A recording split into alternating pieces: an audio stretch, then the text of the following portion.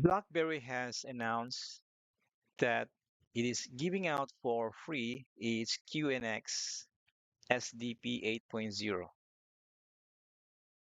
So it has announced as early as January of 2024, but it's been noticed just lately last week by the community. So if you go to the QNX website, qnx.com, and create an account using your email address, you'll receive a serial number of the QNX SDP 8.0 free for non-commercial use. And if you go to the download section, you'll see the accompanying PDF of this free offering. So I downloaded these PDFs as reference, but take note that if you go to the PDF for hypervisor, you will be asked for the product serial, which is not part of what is given out for free. So what is given out for free here is only those that are related to Software Development Platform 8.0. Aside from this PDF, the main installer here of the freebie, they call as the QNX Software Center, one for a Linux machine and the other one for a Windows version.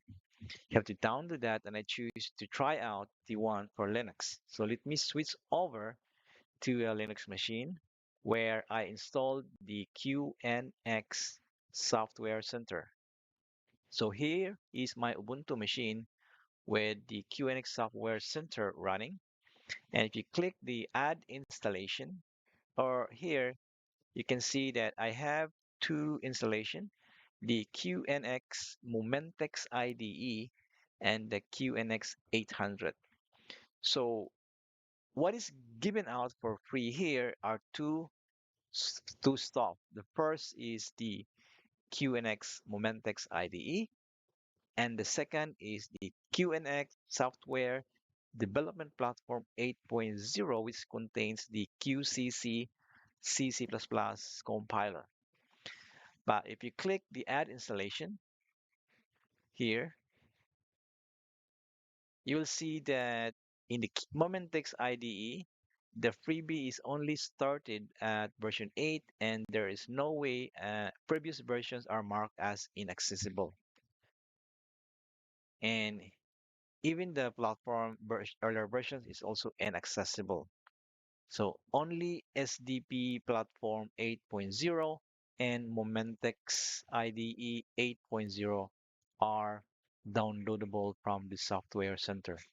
So I will cancel from the Software Center and let's continue looking into what this Momentics IDE and SDP 8.0 looks like. The entire installation is just this one icon here, Momentics IDE. There is no icon or dedicated icon for the SDP 8.0 as that one is invisible. So I will click Momentics IDE now. It is an Eclipse-based IDE, and as usual, it requires a workspace. Now, don't be surprised. I already created an example project as I played around with this a while ago. So here, in this top here, Smeagol is a small C++ executable. You can see the entire source code of that here. And below that, VM1 is the virtual QNX RTOS. So if you click here and select new launch target, you can also connect to an actual QNX hardware target if you want to, but through its IP address. But if you want to create a virtual QNX RTOS, you select this one and click next. Name your target VM, and the choice of virtualizer is either a Chemo, either VMware, VirtualBox, or QBM. And then the choice of architecture is either an ARM64 or an x86 hardware. And the rest are auto-populated. And I will not create a new one as I already have a VM1 created. Now, the virtual QNX RTOS is not turned on. So let me right click to this VM1 and click Start Virtual Machine.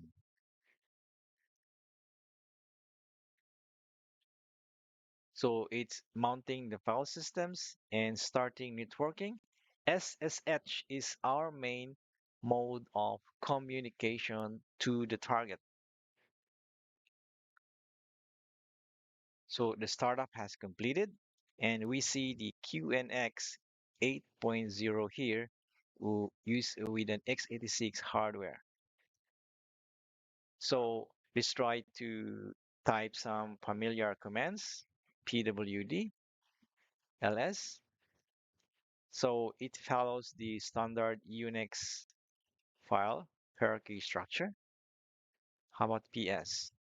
It does not have the ps command, but there is an equivalent for that in QNX called PIN or AR. So this lists the running processes. How about the mount command? df du clear screen. All right. So more or less, we have the POSIX utilities in this command terminal. Now I will go up and click Smeagol and right click run this uh, test code by clicking here, run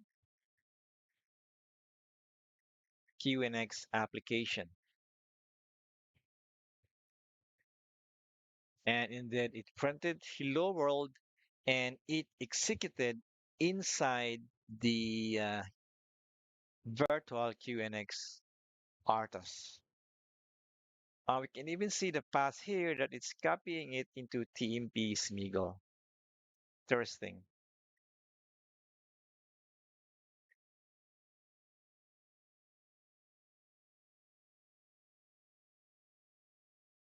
Let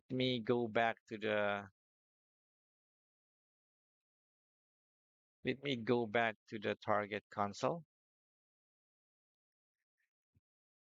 here, beam1. So let's check. Oh, it deleted it. So after running it, it deleted it. Um, we can also type to see the IP address of this virtual QNX.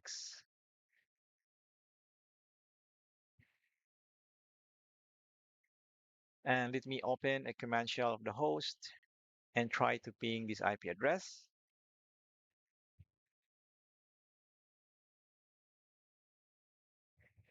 And let me try to change the password since I am here inside the QNX host.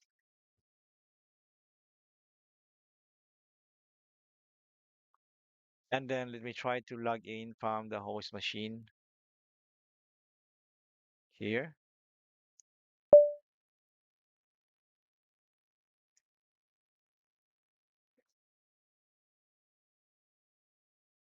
And we are in. Okay, so let me switch to where the project is created in the workspace. So as usual, we see, as expected, we see the project Smeagol and the VM1 virtual machine. In the Smeagol, we can see the build and the binary here. Of course, if you run it here, it will not run because this is not the QNX intended target. And we can copy this into the QNX target. I will put it in the TMP directory. And then I will switch back to the QNX target and see that we have uh, the binary copied here and then run it. And so we have a certain degree of control now. So we can copy and we can execute in the command line and in the IDE. So let us try to build from the command line.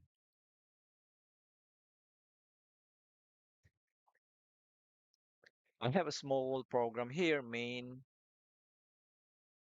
main.c, and it just returned the argc, which is the number of argument passed.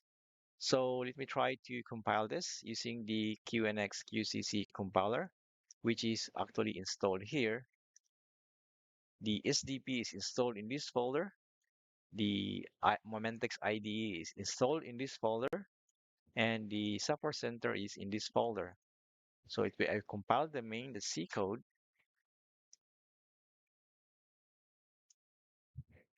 and it requires QNX host and QNX target environment variable. Let me switch back to the IDE, and since it was able to compile successfully, let me inspect what it knows that we do not know. Go to the properties, environment. And indeed, we can see the proper value to set for these two variables, QNX host and QNX target. Let me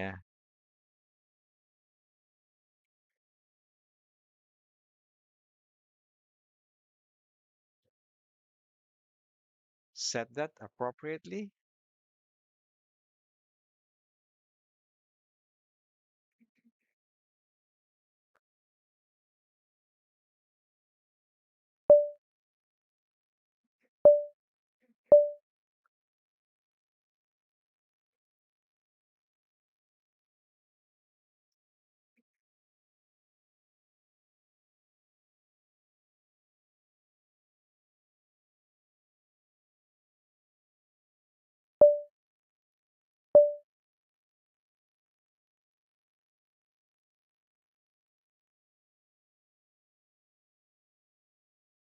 And then let us try to rebuild again, and success. So we have A that out. So let's try to copy A that out to the remote QNX artist.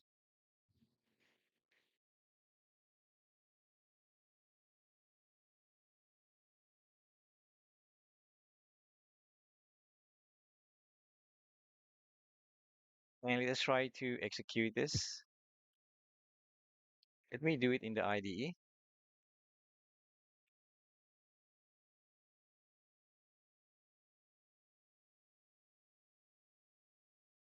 So we see here A that out in the home folder, data home root.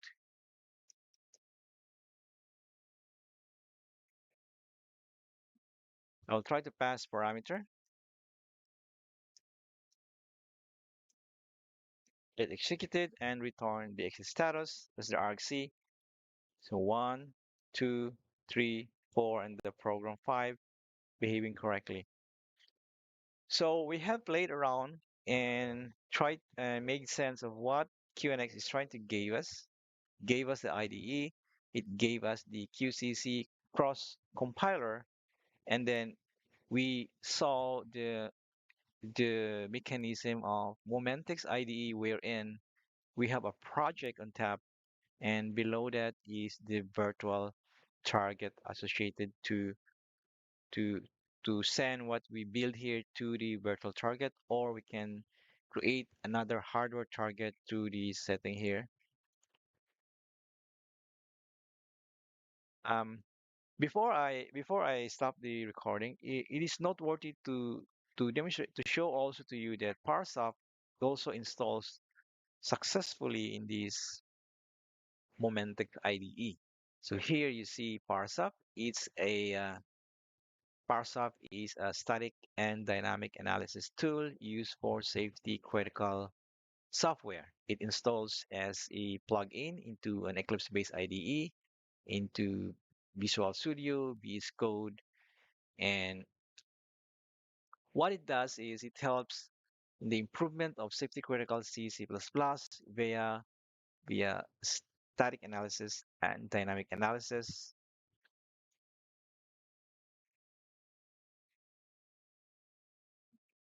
It has compliance rules, automotive measure, and so on.